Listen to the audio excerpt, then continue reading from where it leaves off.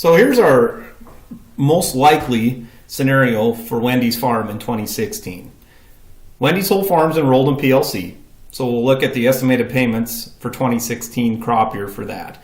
This is using my 50 cent a bushel estimate on barley, which I think is probably at least a little conservative. We know the wheat's going to pay because it's already into a payment. Like I said, right now with the September average figured in there, we're up to $1.90 a bushel. So I'm going to use $1.70 just because that's what Kansas State was using for their projection on the wheat. So on our 1,700 base acres of wheat, it'll pay on 85% of those. All of these disaster programs just pay on 85% of the base acres that we have. So on 1,445 acres of payable base acres of wheat, we have a 35 bushel yield at the FSA. We're projecting $1.70 a bushel payment, or $59 an acre on 1,400 acres, 1,445 base acres of wheat. So our wheat PLC payment, which we'll receive in the fall of 2017 for this 2016 crop year, is projected out at $85,977. On the barley, same thing, we get paid on 85% of our base.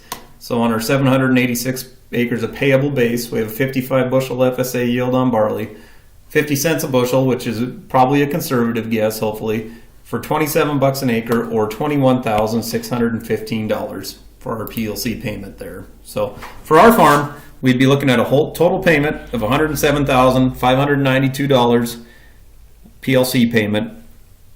Because the markets were down so bad now in 2016, we'll get paid in the fall of 2017 for this. Most likely 7% of that will be sequestered. I didn't figure that into our example here, but in theory then we'd only be at 99,000, let's say, dollars of PLC payments instead of 107. The 7% is set for 2016, so that is where it'll end up at. ARC, I'm just going to figure ARC's going to pay out completely in the county, which is probably pretty optimistic with the wheat yields we had. It is possible, though, because we were looking at some pretty huge revenue drops in their base price for wheat on ARC. So anyways, we're just going to figure this as though ARC's going to pay out completely. This is more of a guess on my part because we don't know what the county yields are on some of these crops. So on the 1,445 acres on ARC, we're going to say we're going to get all the money we could possibly get out of it. So that's $34,680. Same thing on the barley. It's going to pay on the same number of base acres as PLC, of course. $27 an acre is the most we can get out of barley. So if the ARC triggers completely for our 2017 payment, ARC's going to pay out $55,902, and our PLC more than likely around $107,000, which I think is a conservative guess.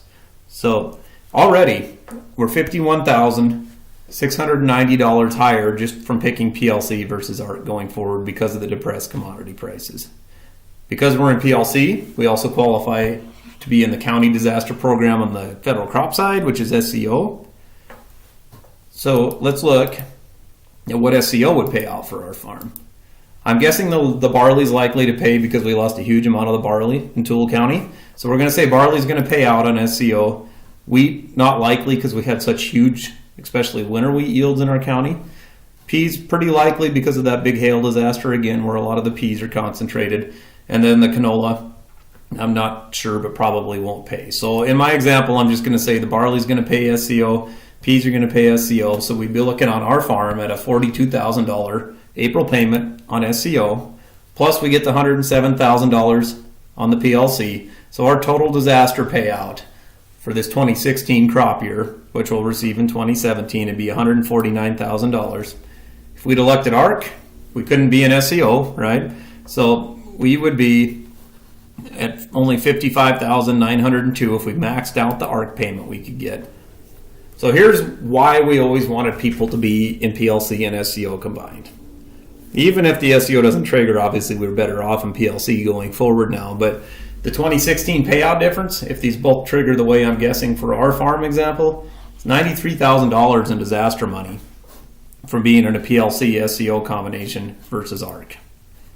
The premium for our SEO coverage in 2016 for all of our crops was $8,669, probably going to pay out in the $40,000 range. So 2 years in a row now, we'll probably end up getting way more money back out of SEO than we paid into it. All of this now happened, this $149,000 projected, without us having a payable loss on our individual multi-peril policy. So none of our crops actually got down to the level for our individual multi-peril to trigger. But still, we're getting a payment from the FSA because of the price deficiency, and probably from SEO because of the huge hail disaster and price declines in our county. What does SEO cost? Now, for you guys that are customers of ours, we probably sent you a quote sheet similar to this. You can see as we come across here, it'll show the premium for SEO if I'm at 75% at $2.30. It's going to stack then on top of my multi-peril, $15.68 of coverage. So it'd be a total guarantee on this winter wheat unit of $122 an acre, $15.68 of that from the county disaster or the SEO side, $106 from our individual side. So if we divide 230 into 15.68, it's about a 15% premium when we're at that high of a level. As we roll down into lower levels, the SEO gets cheaper because it's harder for it to trigger its full payout. If you're at 75%, all the county has to do is get down to 75% average, and you'll get all $15.68 out of this unit here. I also sent you guys quote sheets that compare your unit structure. The biggest thing to focus on would be enterprise versus optional units and whether you want to be in one of those two for each unit here. There's also a checklist.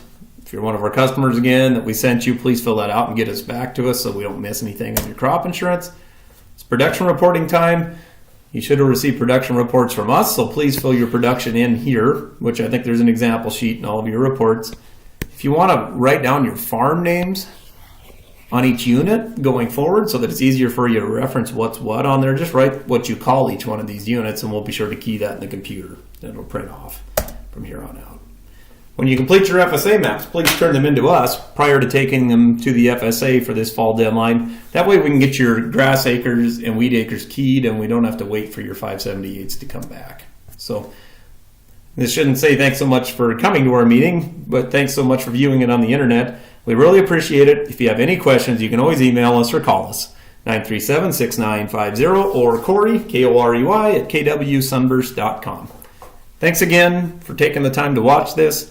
And we hope that this has some value to you guys, and we'll certainly continue to post these going forward.